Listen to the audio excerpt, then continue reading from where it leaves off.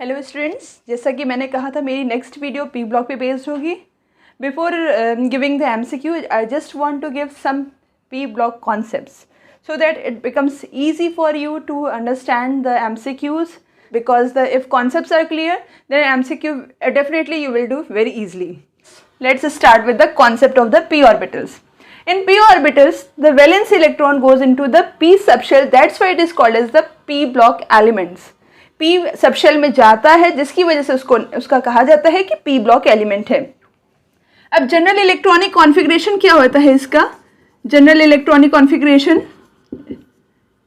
Configuration को we also represent as E.C करके NS2 NP3 2 + 3 total number of 5 electrons are there, जिसकी वजह से हम कह सकते हैं कि इसके वैलेंस इलेक्ट्रॉन्स जो होते हैं 5 होते हैं.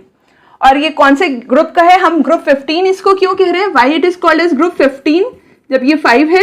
बिकॉज हमें मालूम है पीरियोडिक टेबल में यहाँ एस ब्लॉक एलिमेंट्स होते हैं, alkaline earth metals, D block elements यहाँ होते हैं आपके, और यहाँ जाकर के आपका पी ब्लॉक एलिमेंट होता है, पी ब्लॉक, जिसकी वजह से हमें मालूम है एस में 2 सबशेल आपके 2 इलेक्ट्रॉन्स फिल हो सकते हैं, डी में maximum number of 10 electrons fill हो सकते हैं, डी में 10 होते हैं, एंड पी में 1 to 6 होते हैं. क्योंकि हम इसको 15 कह रहे हैं, 5 वैलेंस इलेक्ट्रॉन कह रहे हैं, तो देखिए 2 और ये 10, और मैंने ये कहा इलेक्ट्रॉनिक कॉन्फ़िगरेशन में पी में कहा है 3 आता है, तो इट मीन्स यहाँ आपका कहीं आएगा थर्ड वाले कॉलम में, इधर कर रही हूँ, ठीक है. तो अब देखिए 2 10 + 3 2 10 + 3 टोटल आ गया 15. That's why it is called as the 15 group elements. Next concept आपका ये होप समझ में आ गया होगा. This is the very basic concepts, क्योंकि MCQ जो होते हैं concept based होते हैं, और ये सब बुक में लिखा है, बट बुक जो है आपको बोल के नहीं बता रही है, एक्सप्लेन नहीं कर रही है. That's why you need a teacher. And अगर कॉन्सेप्ट आपके क्लियर होंगे तो you can easily do any MCQ based on that concepts. कोई भी कॉन्सेप्ट बन सकता है. Why it is called P block element, why valence electrons are 5, आपका पीरियोडिक टेबल में उसकी पोजीशन कौन सी है, 15 ग्रुप कैसे आया, कोई भी n number of questions are framed on these concepts. Next, general electronic configuration की जब हम बात कर रहे हैं तो कॉन्फ़िगरेशन इसका है कैसे? जैसे कि हमें मालूम है, सबसे पहले हम 15 ग्रुप एलिमेंट्स की मेंबर्स को लिख लेते हैं, N P A S S B V. तो 15 ग्रुप के मेंबर्स क्या है? N P A S S B V. अब देखिए मैं ऐसे याद करने का ट्रेंड बता रही हूँ. इसका रीज़न क्या है?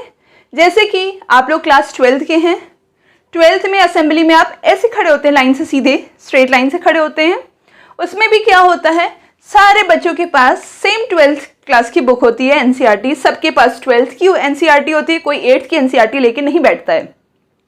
दूसरा क्या है, सबके टीचर्स सेम होते हैं, सबका टीचर्स भी सेम हुए, बुक्स भी सेम हुई, आपका क्लासरूम भी सेम हुआ. इट मीन्स क्या है, सारी चीज़ें सेम आ रही हैं, पर सबकी मेंटल एबिलिटी सेम नहीं होती है. मतलब ऑलमोस्ट सेम है क्योंकि उस लेवल की हो, पर ये नहीं कि सारे टॉपर्स हो गए या तो सारे वीक हो गए. इट मीन्स इसमें जैसे कि साइज छोटा हो गया, इसमें बड़ा हो गया, जैसे आप असेंबली में होते हो खड़े, छोटा बड़ा छोटा छोटा छोटा करके बड़ा हो जाता है. इसी तरह से इसमें भी होता है, नंबर ऑफ शेल्स बढ़ती जाती है, जिसकी वजह से आपका ऐसे करके होते हैं, और प्रॉपर्टीज सबकी सेम होती हैं. That's why we learn the concept like this. पूरा हम सीरीज इस तरह से याद करते हैं, बिकॉज अगर एक की प्रॉपर्टी आ गई आपको समझ में, तो ऑलमोस्ट उस ग्रुप के सारे एलिमेंट सेम प्रॉपर्टी शो करते हैं. नेक्स्ट, इलेक्ट्रॉनिक कॉन्फ़िगरेशन की बात मैं कर रही थी. इलेक्ट्रॉनिक कॉन्फ़िगरेशन में जैसे मैंने बताया कि वैलेंस शेल में आपका NS2 NP3 होता है, ठीक है. N number of shells, principal shells जो आपकी हैं बढ़ती जाती हैं, 1 हो गई, 2 हो गई, 3 हो गई. Let's see. अब मान लीजिए ये नाइट्रोजन, ये तो सबको मालूम है. एक और कॉन्सेप्ट, नाइट्रोजन का atomic number 7, atomic mass 14. This is the representation of an atom element, sorry. This is the representation of an element. Mass atomic number जो है ये रहा एटॉमिक नंबर, एटॉमिक मास जो है ये रही। एटॉमिक मास ऊपर है, एटॉमिक नंबर नीचे है।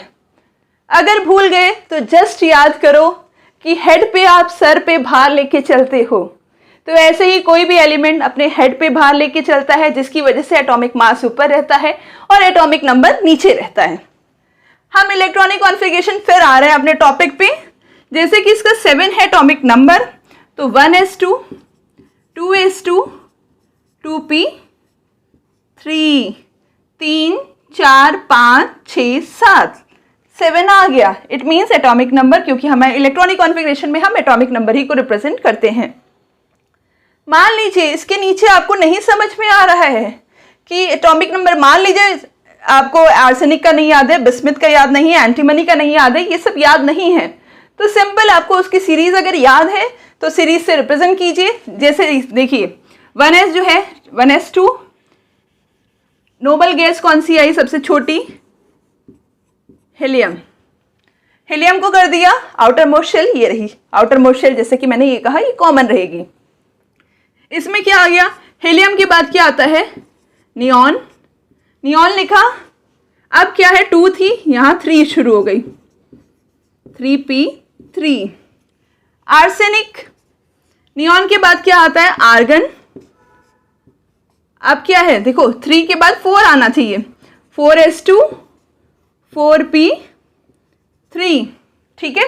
अब क्या है, हमें मालूम है डी ब्लॉक के एलिमेंट आपने थोड़ा बहुत 11th में पढ़ा है, n-1d that is penultimate next to outermost, जिसको पेनल्टीमेट कहते हैं।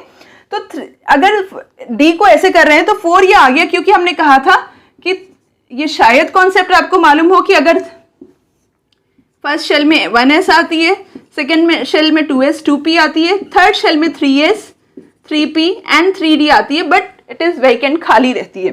तो यहाँ जो है आपका 3d आ जाएगा। मैं इधर ऐसे रिप्रेजेंट करते रहती हूँ, 3d10 कंप्लीटली फिल्ड होगा।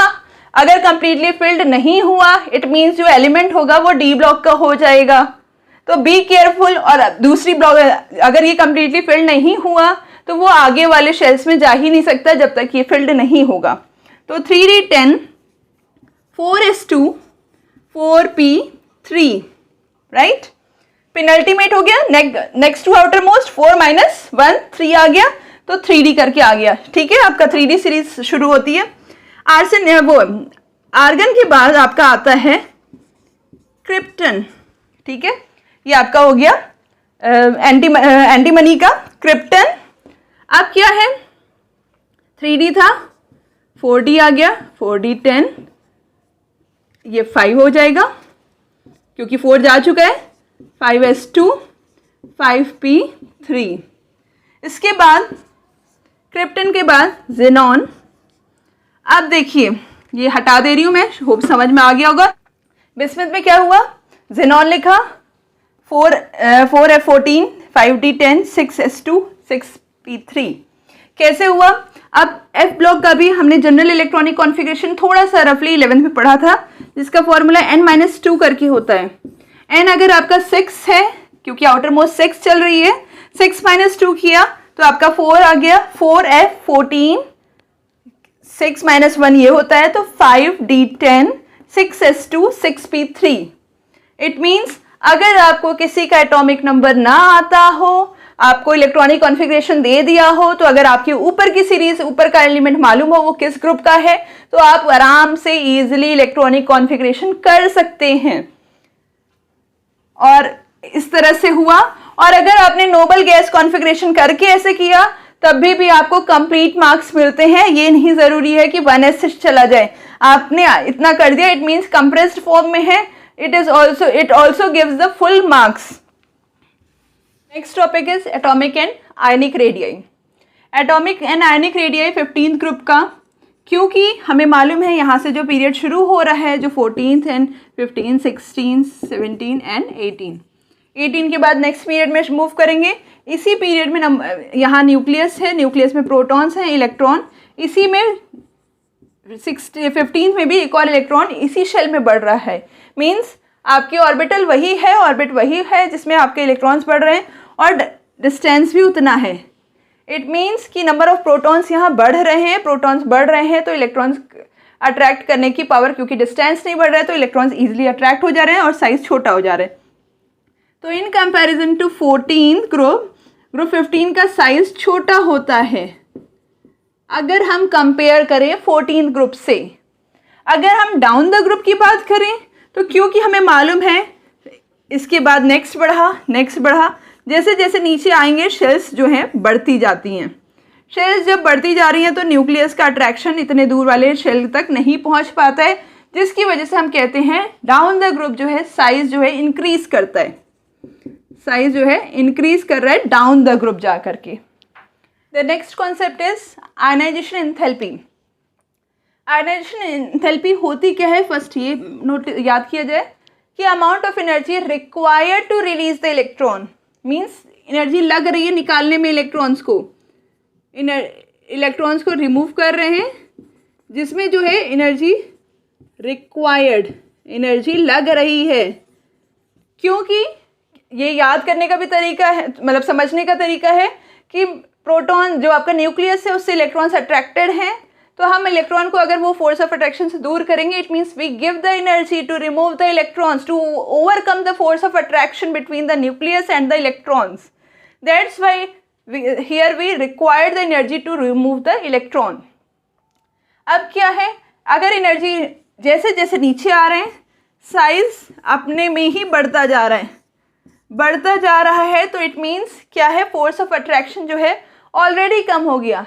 इसको आप समझ सकते हो, एक कॉन्सेप्ट बताती हूँ एक स्टोरी फॉर्म में। एक टीचर है और ओनली वन स्टूडेंट है उसके सामने बैठा, तो क्या मजाल उस बच्चे की कि वो गर्दन भी हिला सके, राइट। उसी तरह से अगर एक ही शेल में है, सामने फ्रंट सीट पे बैठे हैं, तो वो बच्चा हिल भी नहीं सकता जल्दी कि टीचर देख रही है। जैसे जैसे शेल्स बढ़ती जाएंगी, जैसे जैसे बेंचेस बढ़ती जाएंगी, बच्चे पीछे वाले डिस्ट्रैक्शन होते जाएंगे कि मैडम नहीं देख रही है हमें, लेट्स डू समथिंग एल्स, कुछ भी करो, ड्राइंग करो, पेंटिंग करो, कार्टून बनाओ, टीचर की फ़ोटो बना दो, टीचर नहीं देख रही है। इट मीन्स जैसे जैसे जाएंगे दूर आपका क्या होगा, फोर्स ऑफ अट्रैक्शन जो है कम होता जाएगा, जिसकी वजह से इलेक्ट्रॉन्स ईजिली निकल सकते हैं। मान लीजिए एक बैकडोर भी है, एक बच्चे ने इशारा किया अबे आ, वो फटाक से गायब हो गया पीछे से, क्योंकि टीचर उस पर फोकस नहीं रख पा रही है, इतनी ज़्यादा स्ट्रेंथ है। सेम कॉन्सेप्ट इसमें होता है कि इसमें तो बहुत ज़्यादा एनर्जी चाहिए होगी निकालने के लिए। मीन्स अगर कोई टीचर आए, प्रिंसिपल आए, तभी वो बच्चे को बाहर भेजा जा सकता है, अदरवाइज बच्चा अपने आप नहीं जाएगा। इसमें क्या है, इतनी ज़्यादा स्ट्रेंथ हो गई, मोस्टली ग्रेजुएशन में होती है, इतनी ज़्यादा स्ट्रेंथ हो गई कि टीचर के सामने बच्चा है, इतनी दूर है कि वो पीछे से भी निकल गया तो उसको इफेक्ट नहीं पड़ता, टीचर को पता भी नहीं चलेगा।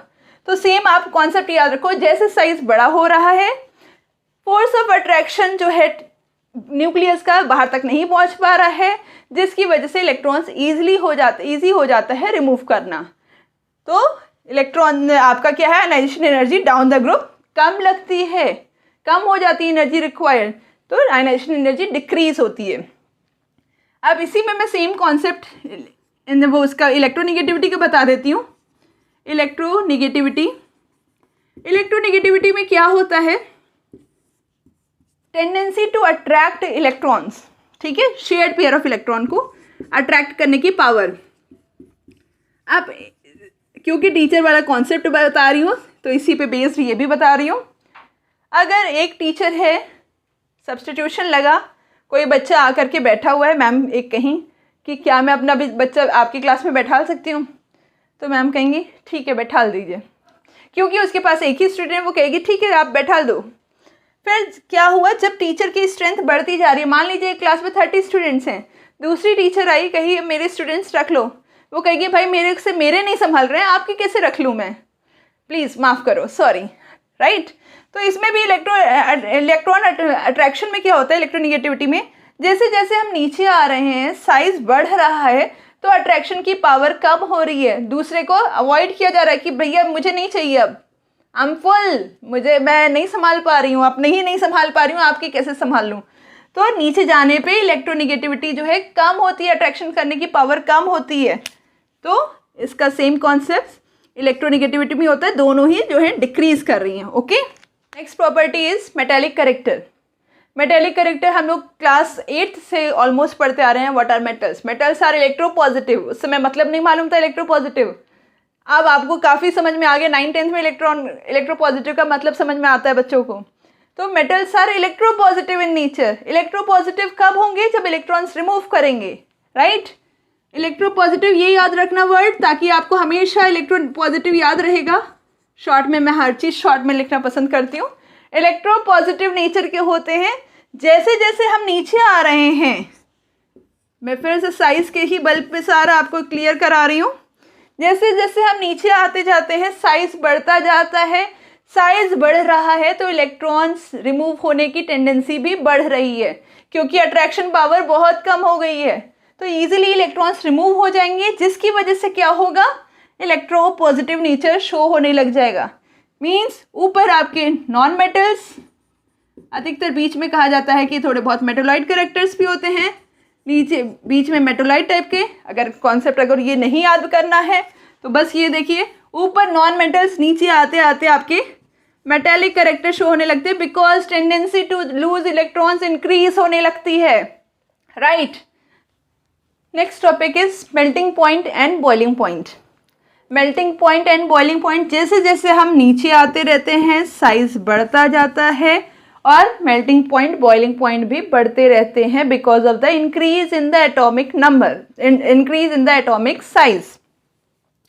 अब क्या है, मेल्टिंग पॉइंट में थोड़ा सा डेविएशन होने लगता है, थोड़ा सा आपका नीचे आने पे तो आपका क्या बढ़ रहा है, बस लास्ट में आपका जो होता है एंटीमनी एंड बिस्मथ में थोड़ा सा आपका चेंजेस होने लगते हैं, क्योंकि ऊपर से तो आपका +5 वैलेंसी शो कर रहा है, नीचे आकर के ये +3 वैलेंसी को ज़्यादा शो करने लगता है, प्रेफर करता है due to the inert pair effect, right.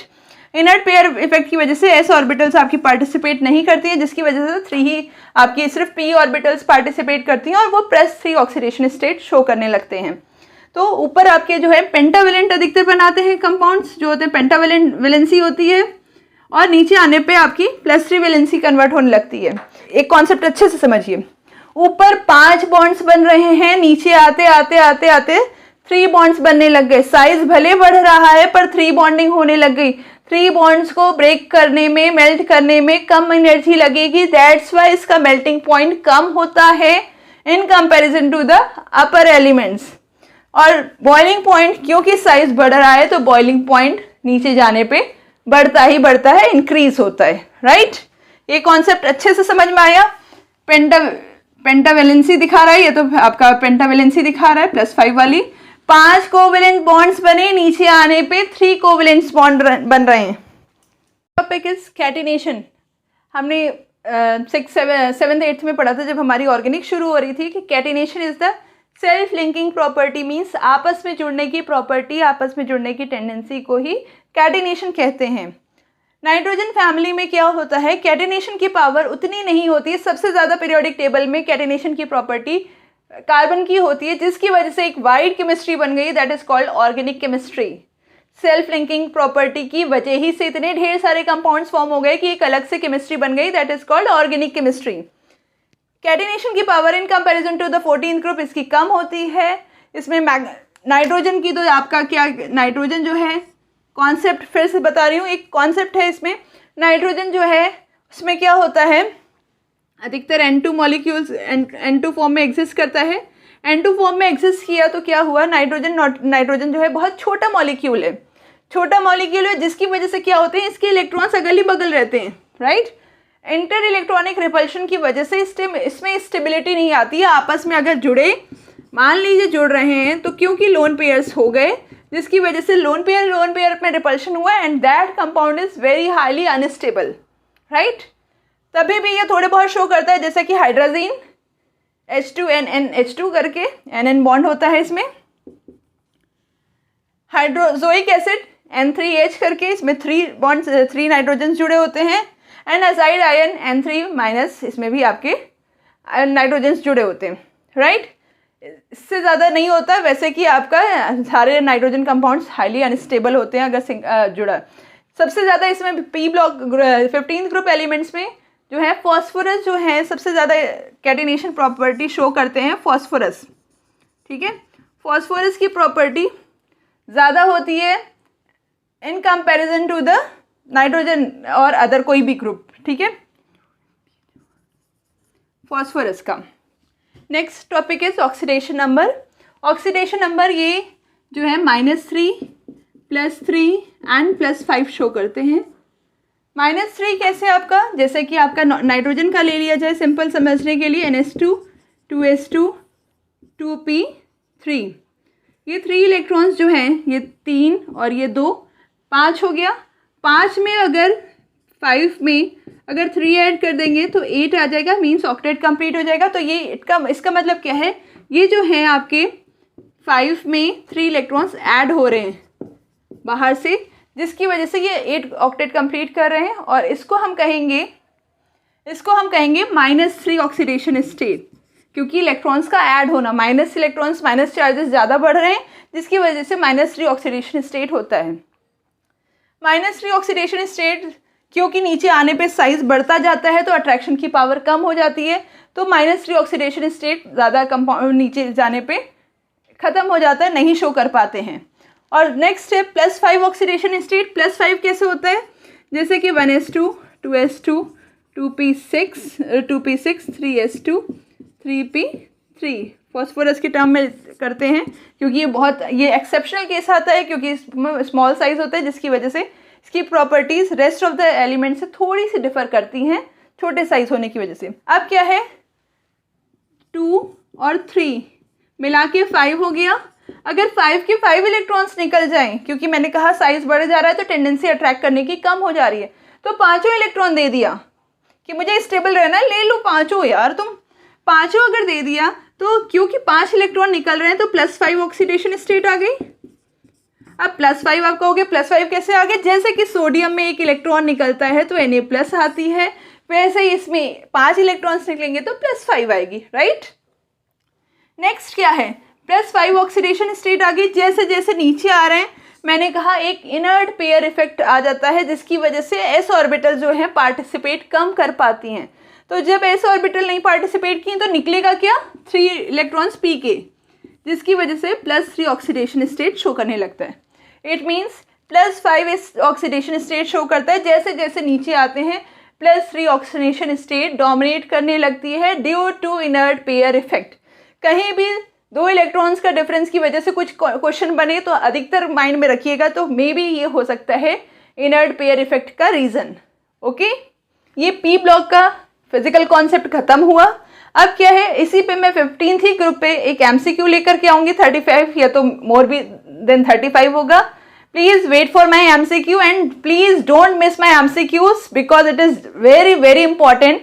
As you all know, I give all the questions best. Thank you.